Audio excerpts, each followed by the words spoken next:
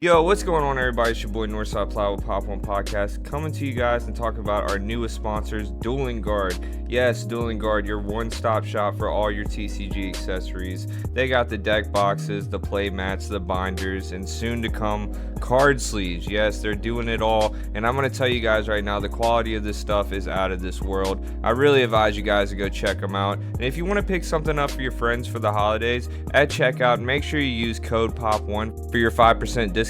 That's code POP1, P-O-P, and the number 1. You get 5% off, and I'm going to tell you guys, walking around with this stuff, you're going to be the top of your locals. You're going to be the top of these big tournaments. You're going to really look nice. I'm looking at all this stuff. They just dropped their new 3 Captains Anime Art Cards Playmat and Deck Box combo. You want to go get that before it sells out. It is insane. Your favorite pirates on your favorite deck box. Gotta love it. Use code POP1 for your discount. That's again duelingguard.com. Very cool people. Down to earth owners too. Got to sit down and talk on the phone with those guys. I got a feeling this is going to be a really good journey. So you guys go check them out. Let's get back into the podcast.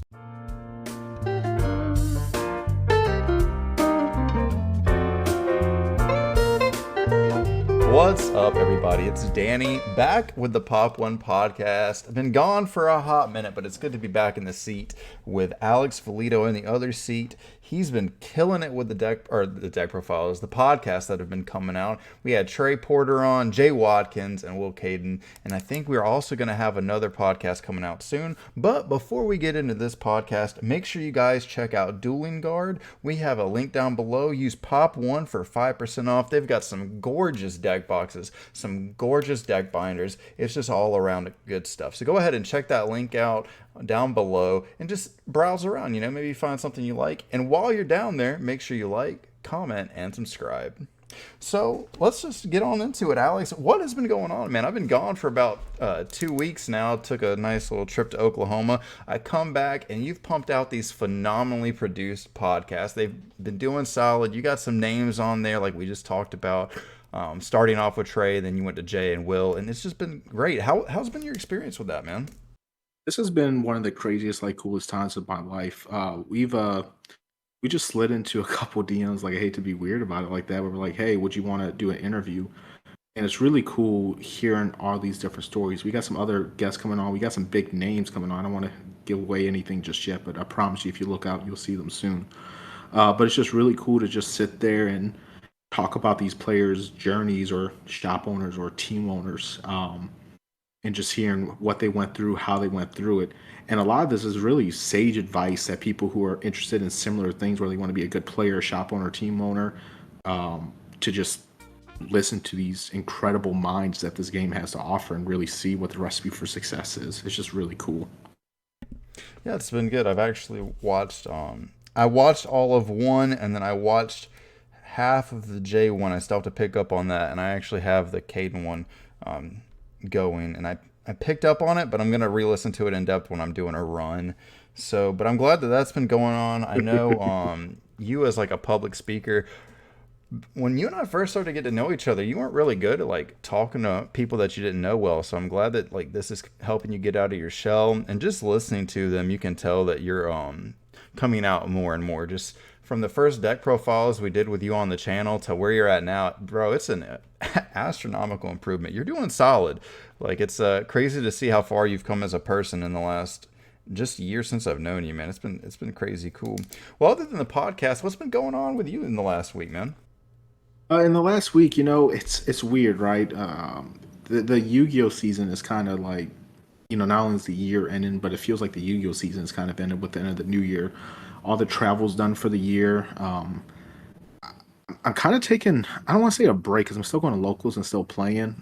But I'm not in the try hard. I'm not testing nonstop like I normally would be. I'm still playing the meta decks, of course, but as far as like working as hard as I normally do, I'm taking a little bit of a breather. Me and Trey talked about in our episode, I work in cell phones, and this is the busy season for it. So I'm really kind of focused on, making sure my specific environment is a success. So I'm working every Saturday right now throughout the end of the year, just making sure you finish the year out strong. So I'm really going to no events right now, past this regional, and I'm not gonna lie, it's been nice. It's been nice taking a little break from Yu-Gi-Oh! And I know that once January comes, hopefully some cool things start in January, big events, things of that nature. I just get excited and reignite that passion. I'm sure I will, but having a little bit of a break after spending 11 months just nonstop grinding is pretty nice. Yeah, it's I definitely needed my little vacation. And unfortunately, there's no big events again until I leave for Germany, which is kind of a bummer. So the regionals we just had in Mendenhall, as I was referring to it with some of the boys, it was my YCS Mendenhall for me. Big, big turnout. I think there was like 160 You players. perform too. Hugest, hugest YCS I've ever been to.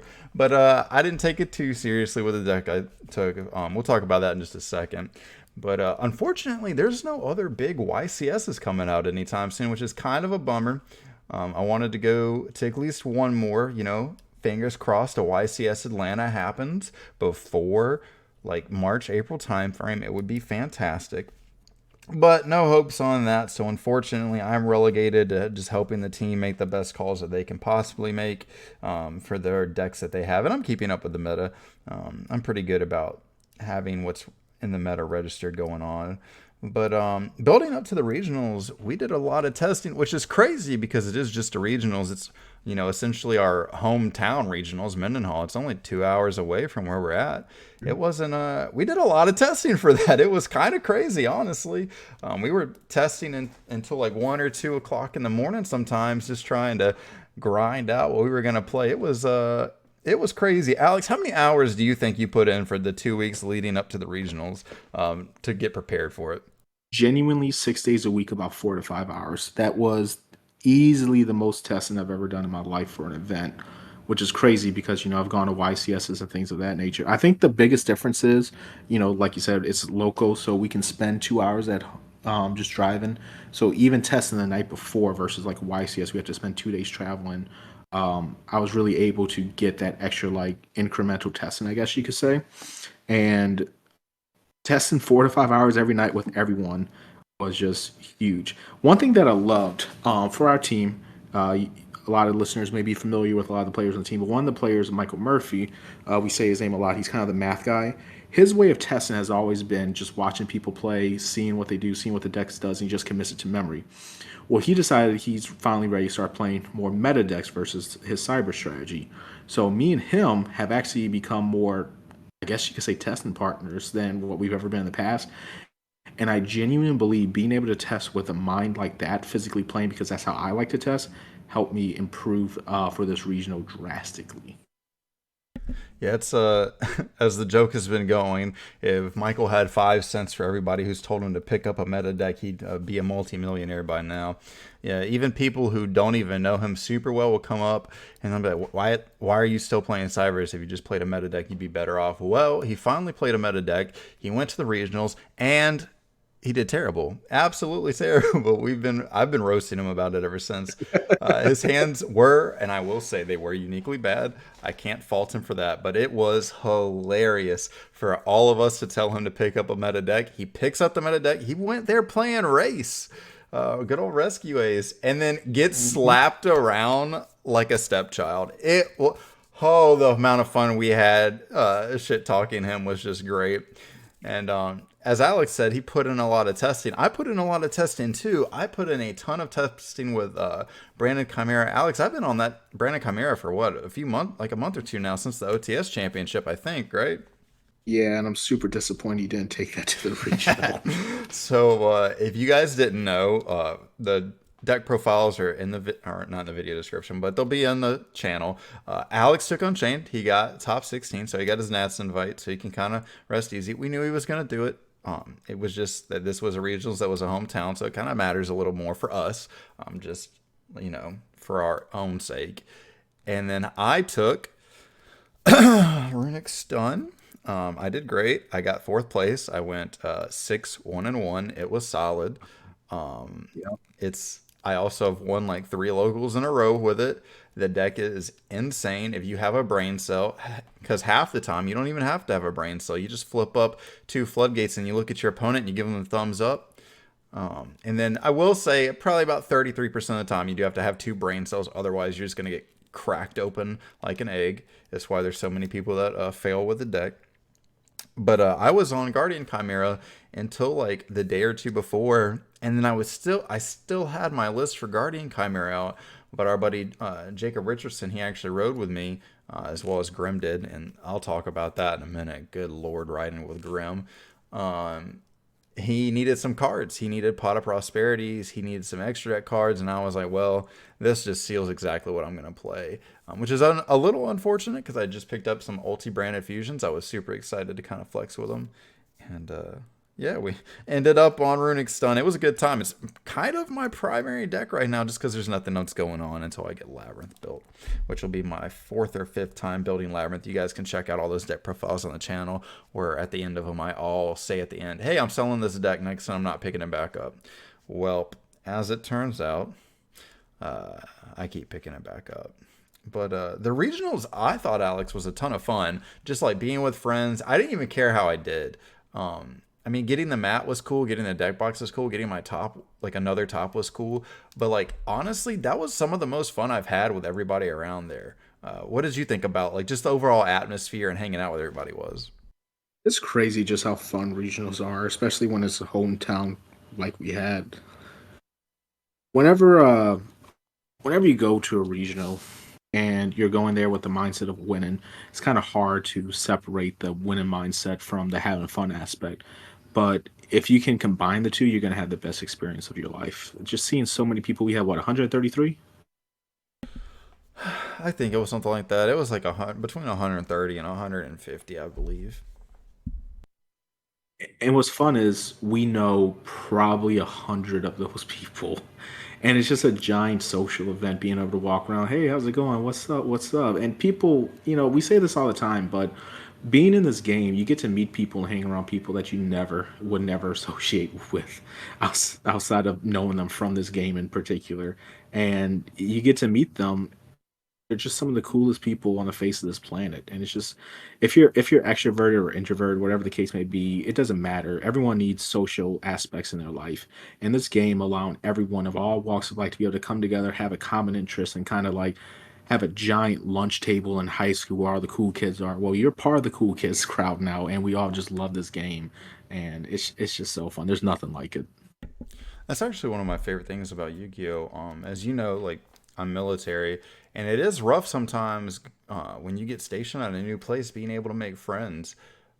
When I first got here in Mississippi, I didn't know like how I was gonna make friends again, and I hadn't played Yu-Gi-Oh in a long time. And then I looked up some Yu-Gi-Oh stuff going on. I found where it was at, and I started going to Panda's Paradise over in Gulfport, Mississippi, and it's just been great ever since. Honestly, meeting all you guys has been fantastic. And like just having a circle of people to hang out with and stuff, it's just great. Like we've gone gambling before, not even like nothing even Yu-Gi-Oh related. You just start hanging out. Devin and I have been to see some movies. Me and Bradley's tagged along too to see some movies. We met people like you said we've never met before, like Anthony Wynn Grimm. I would have never met that dude before, and that dude is crazy weird. I love him, but he's crazy weird. But it's always a good time. And this brings me to something I want to talk about, which is like when you go to locals and you see these people who are playing Yu-Gi-Oh and stuff, and you're like the Yu-Gi-Oh cool kid or whatever because you're playing competitively. Don't like look down on anyone playing like casual decks or anything like that, because like you might miss out on a really good friendship, because those people playing casual decks are usually like going to be some of the most friendly people you'll ever meet. I mean, some of them, of course, are going to be like, ah, you're a meta sheep because you're playing meta, and I would beat you if I could play meta too. Like the cards didn't just get reprinted and they're 5 cents a piece. But like, don't be like too like high horsed when you're playing meta and people are playing like casual decks to have fun. Because at the end of the day, we're all there to play some Yu-Gi-Oh. We're all there to have a little bit of fun. We wouldn't play it if it wasn't fun. Contrary to what some of us say when we get hit with like an evenly matched and we really don't like the game at that point.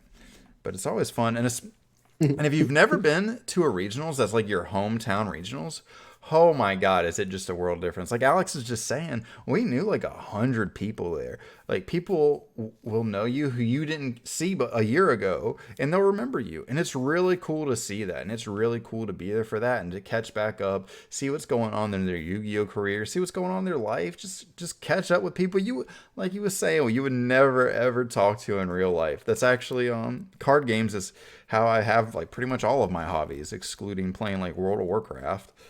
But yeah, it was just overall a great time. The venue was pretty solid. It was done by One Up, right? Yes, one of TCG in Mendenhall, Mississippi. Yeah, which is like such a random place for our regionals. It really is. Who would have thought that'd be like one of the most popular places in the South? Yeah, not me. Definitely not me. It's crazy because you actually hardly get any service there. And it's always raining when we go. So like the venue itself can't really house that many people, so you have to go outside and just stand around. And it's raining, it's a little cold, and you're like, this is great. But you're around all your friends, so it's not that bad. And then we actually went out to B Dubs afterwards, got some good chicken wings and some beer and stuff like that, and just had a good time, kind of catching up. We got to experience the man, the myth, the Grim, who said some of the most awkward stuff I've ever heard come out of somebody's mouth. Um, were Love you that guy were you so sitting much. by him when he was talking to Larry? Um, I think I moved over to Michael at that point. Michael So and Jay. so our buddy Grim looks at our buddy Larry and he goes, "That's not your real dad, is it?"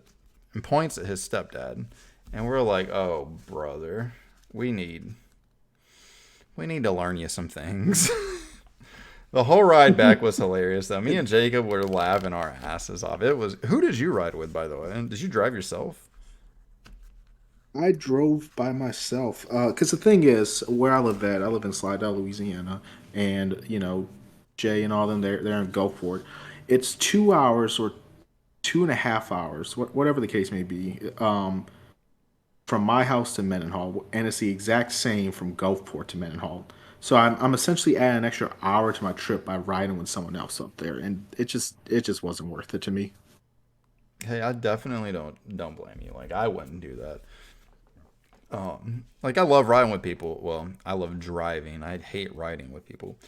But it's just it's cool to be able to get home early. And that's what's so great about having a local regionals. It was 2 hours away. We got done at like what, 5, 6? No, no, it was kind of late, wasn't it? Because it was seven or We eight left at rounds. 8:30 because we did a lunch break. We did a lunch break. Yeah, which is always really good. Fry, over the owner of One Up, he always orders a bunch of Pizza Hut. He gives you the pizzas for a super good discount, like a super good price, like super fair, not scalpy or anything like that. It's like what, $5 for half a pizza, like 10 for a full pizza. Like it's a good price. And And I what's think he so, gets a good deal with them because he does that a lot. Yeah, for sure. And what's cool about that is there's not a lot of restaurants in that town, so you always it makes sure that you have something to eat. And as Alex and I talked about in our last podcast like 3 weeks ago, you want to make sure that you're fueled for the whatever event you're going to. But so to, getting aside from like the casual aspect of the regionals, how was your event actually playing in the regionals? We got top 16, so you got that invite. How did you feel with the deck? Did it make you want to play anything else?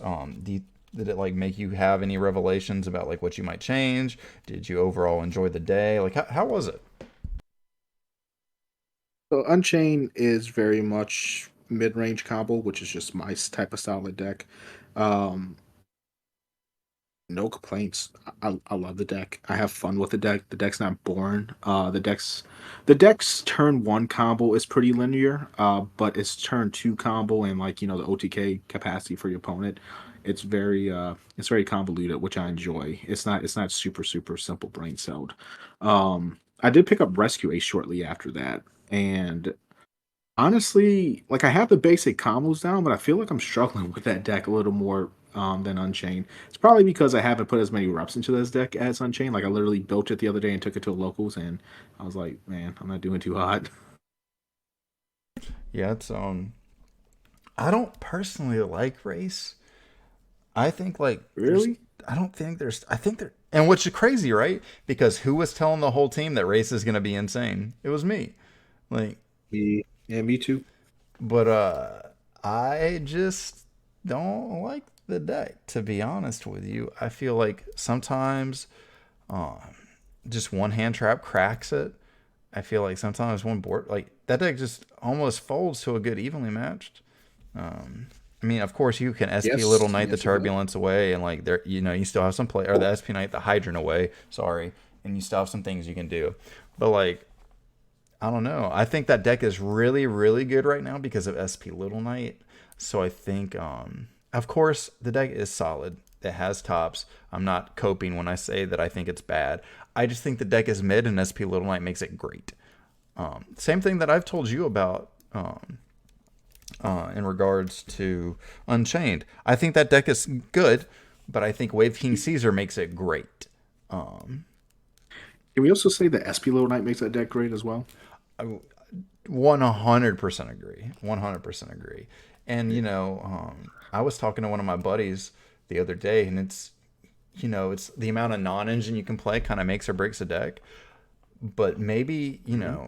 non-engine in the past, we look at being hand traps, power spells, quick play spells, and some traps. But now, like, non-engine is also extra deck monsters because none of those are fitting into the type. So it's just whatever non uh, non-engine extra deck monsters you can play, and Unchained just can play the best. Wade King Caesar and SP Little Knight, when you have easy access to both, I truly think like if I was going to YCS and I wanted to win, I'd be on Unchained if I wasn't on Runic Stun because Runic Stun beats that deck into the ground. Um, but I think Unchained is It insane and does. cracked. You said it doesn't? Oh, it does. Oh no, yeah. If I don't see my Ash Blossom and my Imperm going second, and you draw bad, and then I see a board breaker on top of that, like I'm not winning. Yeah. I'm not winning. I Um, did get lucky, I think, one match against you where that did happen, but other than that, like, what am I gonna do? Yeah, that was actually how I lost. Like, seeing a lot of hand traps is what'll hinder Runic Stun. And when I lost to Hmm. that tier player round one at the regionals, it's just because multiple hand traps and he milled all four Ishizus, and it's just rough.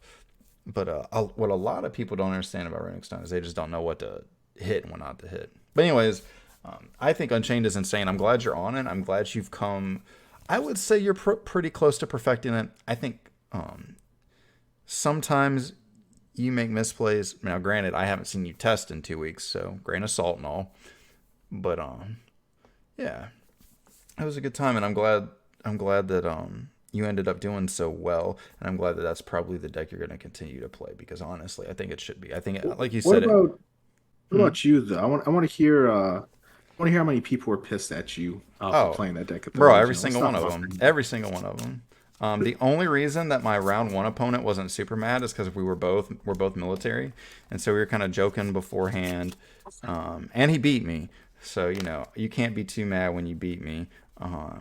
It was a little unfortunate. I'm not gonna lie. I was a tad tilted, and it was round one. I rarely lose round one, so I was like, oh my god, here we go. Like, I looked in my bag and I'm looking at Chimera Branded like, darn you, Jacob. But so round one, I played the tier player. That was fun. He wasn't too bad. Then I played heroes. He wasn't that upset. Then I played Larry, the Labyrinth player. He wasn't that upset. Game two, he did Eradicator me and Spell Deflector me. So I was like, you can't be that mad, bro. Like, damn. Um, and we ended up in a draw. And then most of my opponents were fairly chill. The two that stand out were the opponent that I had to call judge on for slow playing. I talked about it a little bit in my deck Mhm. profile, but I was giving that individual like 2 minutes to make plays, and I asked him 3 times throughout the duel to kind of speed it up. Like we started game three with 24 minutes left on the clock, and there'd be multiple times where he's looking in his extra deck. He like close it, put it to the side, look in his hand, and think. And it would take 2 minutes. I'm like, man, I need you to like you have to make something. And what was getting me is when I would say that, he'd look, set one pass, and I was like, okay, you were just trying to time me out.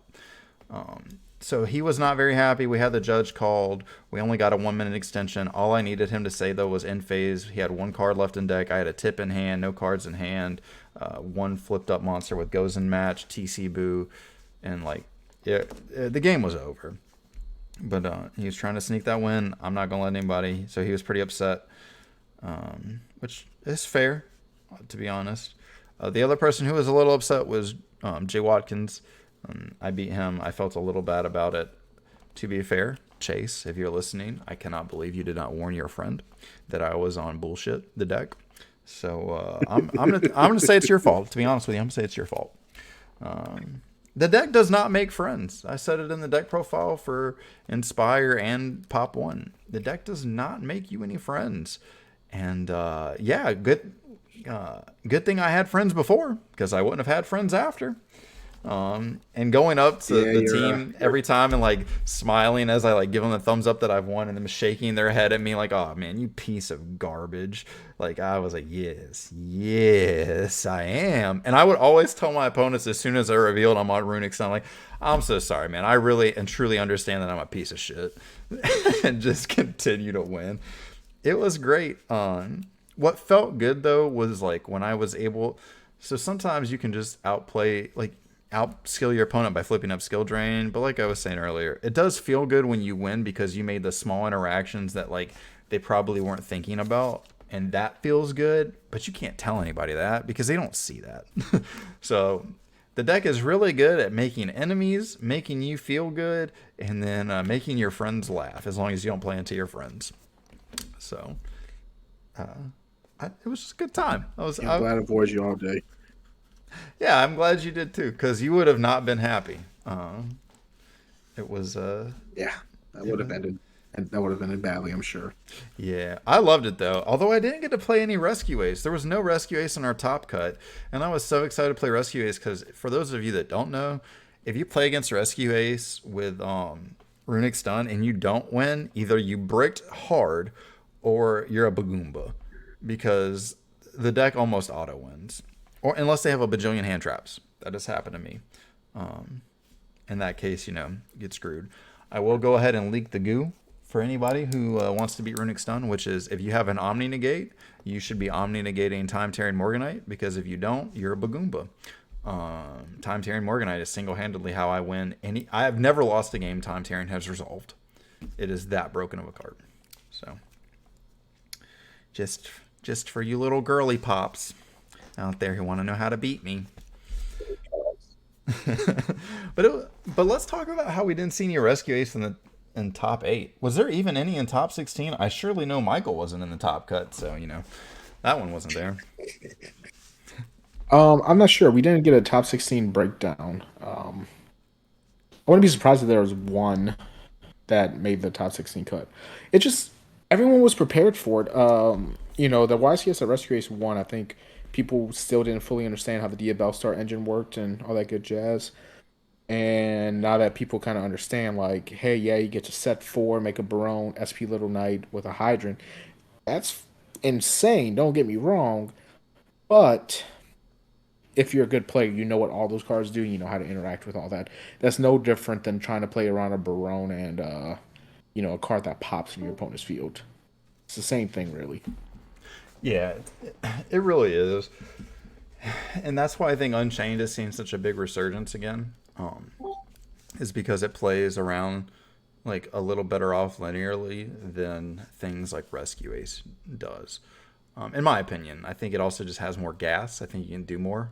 So that's why I like the deck and why I think you're making a good choice playing it. So we don't have any other events like coming up, do we? No, next year, hopefully there's some in January. If not, there should be some in February. There's almost always something in February, whenever that goes on. But yeah, as far as this year's goes, there's just nothing going on. Yeah, it's kind of sad. I know me, Michael, and Jay are going up to a 3v3 this weekend.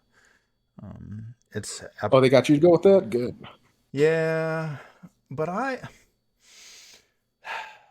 know the pricing's going to be poop, probably. I don't want it to be. I want the pricing to be amazing. but I don't have my hopes high. I just told Michael it'll be nice to get a free W. I'll be sitting player C, I think. So it'll be. We'll see how it goes. I'm gonna be on, old reliable runic stun. You don't fix it. Spoiler. Screw them, bro. They knew what I was playing at the regionals, and it still didn't help them. Fun fact, ladies and gentlemen: if evenly matched isn't in the meta, I'm gonna top everything. I didn't see an evenly matched all day. It was great. I say that and I watch them just get evenly matched like every single game Saturday. Oh God, why did That's what's I cool say? about regionals is though you don't know what's gonna happen. You could play against three people in a row. They're like, evenly's good for this, and it's hey, you just lose at that point. But luckily, you avoid that all day. Bro, that's what happened to me at YCS Philly. I was like, because I was on MathMech that whole, which arguably I should have been on MathMech, but I was on MathMech the whole time, and then I was like, man, no one is on evenly matched, and no one had picked up Labyrinth, so I didn't see a reason why people would be even pick it up, like trying to have a little foresight. And I was like, I'm going to make a meta call and I'm going to play back row Labyrinth. It's going to be great. And then I get evenly matched by people with evenly matched in their. Oh, my Lord, brother. I wish you were there for that, because the amount of times I walked up to Michael and just like had a tear rolling down my cheek. And I was like, freaking evenly matched, man. Like, it was abysmal. I was not a happy, ladies and gentlemen. I was not a happy person. I'm gonna be honest with you. I was livid, and then I went and played side events with MathMech and won every single one I was in. I was like, turns out I'm just an idiot.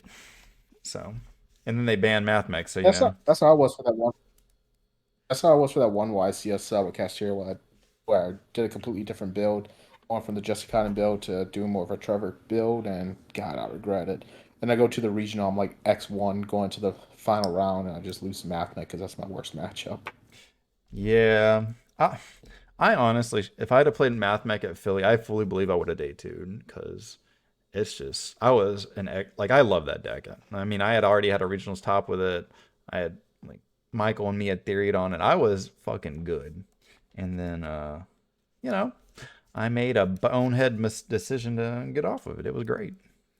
It was What have fantastic. we learned? Not to pull an Alex and Danny. Yeah, especially when you're the one giving me the Hey, most no, no, like no, no, no. crap. Hey, our viewers don't need to know that. I gave Alex That's what you are. I gave Alex so much shit for you changing that. I was like, man, you're a freaking idiot. You know better than that? You should know better. You're supposed to be this good player. Me at YCS Philly with the dunce cap on, sitting in the back of the class, like, what? I'm gonna do that too. I never said. I didn't give you as much crap for it as I did though. Yeah, but to be fair, I'm me. You gave me what? Yeah, that's fair. That's fair. Like, Not me. I'm an asshole. What do y'all want? Name one time someone hasn't made a mistake that I haven't been like grinded it into their skull about. But you know what? They never make those mistakes again. Nope. I will never change my deck like that before a big event ever Yeah. again. Like, Alex, you about had me in one of our games that we were testing in one time. I think it was testing. I don't think it wasn't the locals or whatever. And I just set my hand down and I was like, I think you got this. I just want to see the OTK line. And you were like, oh, yes. And you completely changed up what you were going to do because I said that. And it was with Unchained, but you never made Caesar. You were just going for the kill. And I was like, you said battle phase. And I was like, at the end of main phase. And your face. Oh my God. I'll never forget that as long as I live. That was.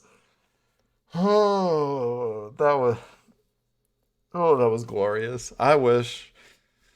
I wish I had a picture of that. You like that, huh? It was so good. Alex, you threw your hand down on the table and you're like, I'm done. I'm done. I'm tired of you with your Jedi mind tricks. And I'm looking at my hand and I still have no plays I can make. And he just scoops, and I'm like, ah, yes, the tilt, let it consume you. But you know what though? That is good for player development though. That helps you become better at the game altogether. Yeah, that helps you not fall for like mental games as much. And from now on, you go for the Caesar play so you don't get hit with a Nibiru. Yep. But was it you that was telling me you did some Jedi mind tricks to people at like the regionals or like a locals? No, that wasn't me. That It might have might been have been someone Michael. else. Michael was telling me how proud he was because I told Michael like, bro, you can't do mind tricks. Like you're not good at like trying to like psychologically like the mind game portion of Yu-Gi-Oh. You're just good at like the I see the route die portion of Yu-Gi-Oh. And he was so proud. He messaged me. He was like, I did it, I did it, and he was like, he laid it out for me, and I was like, kind of just sounds like your opponent was a Bagoomba, but I'm proud of you, buddy.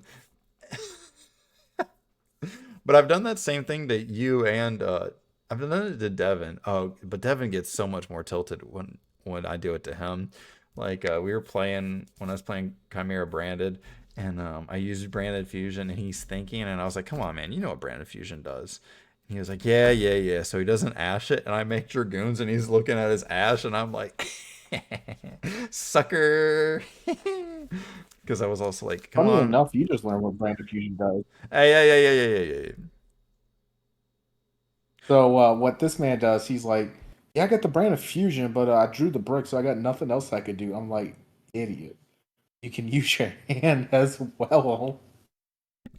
Well, Did you read that card fully yet? Do you know it can also use the field? yeah, ladies and gentlemen, I have a regional win with Branded Fusion being in my deck.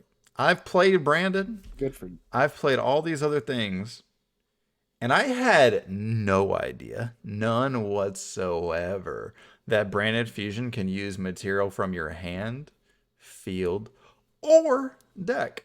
I thought it was only deck. So I have been using it for since And that. And what? or deck. You got to be specific. Yeah, and or deck. And I've been using that card for only deck since I've played that card like a year and a half now.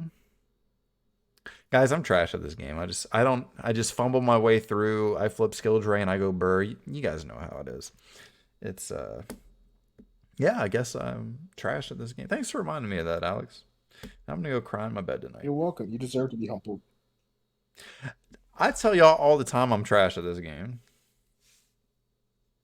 So I just proved it with the Branded Fusion. Absolutely. Oh, hey, you know what? Change of heart targets or doesn't target. Yeah, change Change of of heart heart. does. Yeah. No. Yeah.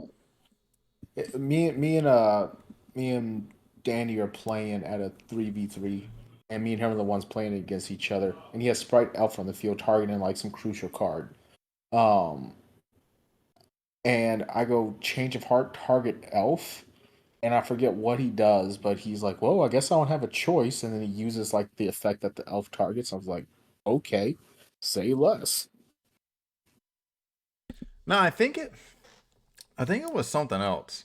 I think I think you activated change of heart, and I was like, man, I don't have a way to out that, and I don't want him to take my elf to make plays. I don't know what it was. It was something stupid though. Point. It was something stupid. And then Because I was playing immediately, and I was cash like, tier. yeah, I was like, change of heart doesn't target, and you like look at it and you go, Danny, yes it does. And I was like, I'm an idiot. Um, yeah, good times overall. I It love was it was certainly fun. Or like the time that you and I played at the place in Hattiesburg. And what did you do to me? You like evenly from me for my life savings, or like I played around evenly, and you were like, I don't even have it in my deck, and I was like, what a fool I was. I ended on like just Dragoon's Pass or something. And I was like, "Watch this." Ladies and gentlemen. Oh, no, no, no, no, no, no, no. I remember what it was. You used Change of Heart, and I used Dragoons to negate. and because I thought you were gonna take my dragoons or something like that, and you were like, Danny, I can't do that. And I was like, oh, oh. It was a good time. I promise you guys, I'm not bad at this game. Just a slow reader. It's probably the same problem a lot of Yu-Gi-Oh players has. Which is wild considering my half sleeve is based around book series and I love to read. Honestly, I'm just an idiot. It's just that bad. We all are. I'm not a clever person. But so before we wrap this up, what uh what do you think the meta is going to evolve into now? We've got Centurion out. I know you're on Unchained. I also still think that Unchained is the best deck to be on currently. But like, how do you feel about the meta going forward? Do you like it? You think it's gonna shake up a little bit, or you think it's just kind of gonna be what it is now until we have some more big events? I think it's just a wild, wild rush right now, and part of me likes that. I understand why bigger name players don't like that, but I do think it's fun. Uh, with that being said, though, you still got your best decks in the room: Unchained, Tier, Rescue Ace, all that good jazz. I'm personally excited for the next core set when the goblins come out. That seems like a really, really good archetype. They detach XYZ materials as summoning condition. So I just feel like, that's going to cause a lot of problems in the meta game. And additionally, it's also a very consistent deck, a very powerful deck. They attach your opponent's cards to them as materials. They can like special summon from the graveyard, things of that nature.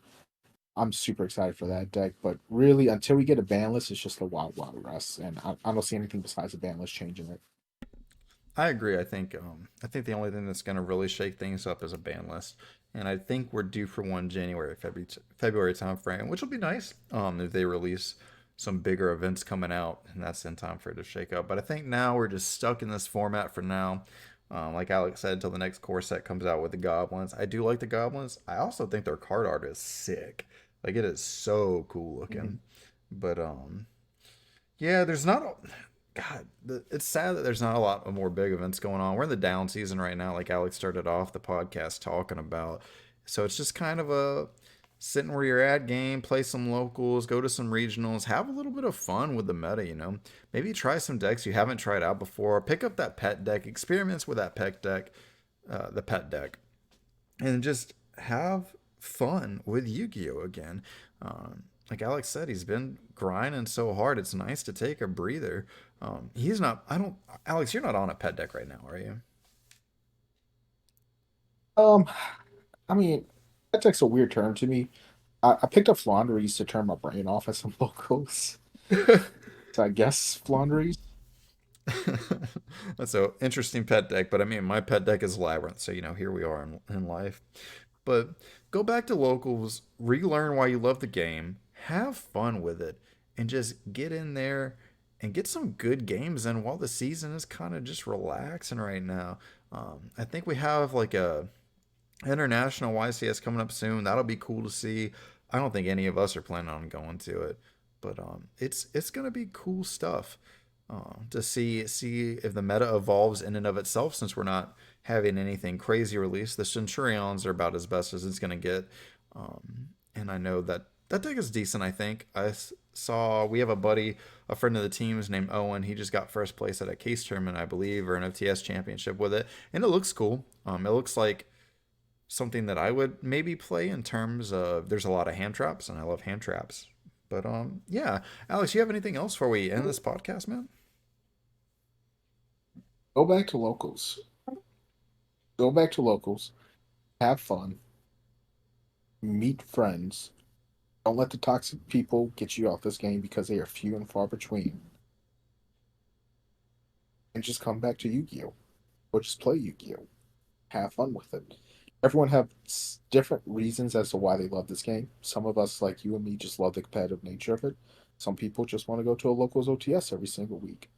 Find your reason, find your community, and I promise you, this game will enrich your life. It really will, especially making all the friendships like we talked about earlier. It's how Alex and I met, and we're good friends now, and it's been a pleasure to um, be working with him on all these projects we've had inside and outside of Yu-Gi-Oh as well. But yeah, I think that about wraps us up. Make sure you check out Dueling Guards deck boxes. They really are sick. I have the Jujutsu Kaisen one. That one is incredibly awesome. The quality's good. The binders are really solid. The affiliate link below gives you 5% off, so go ahead and use that. Christmas is right around the corner, as we were just talking about, to get some of those friends you love some product, Get them some good stuff that's going to last them for a while, because I believe it's genuine leather. Check out the other podcasts that we've done. Alex has been, I mean, and I'll use a play on his name, torpedoing through those and just making some awesome content. The quality is high. The intros he does is sick. It truly kind of feels like you're in more of a toned down WrestleMania kind of intro. It's really good. You're doing fantastic with them. Get back to locals. Get back to why you guys love the game. And as always, we love you from Pop.1. And if I don't see you guys before then, I'm sure Alex will. But have a great holiday season, and I hope to see you when the regional season starts kicking off and we start getting some more YCS.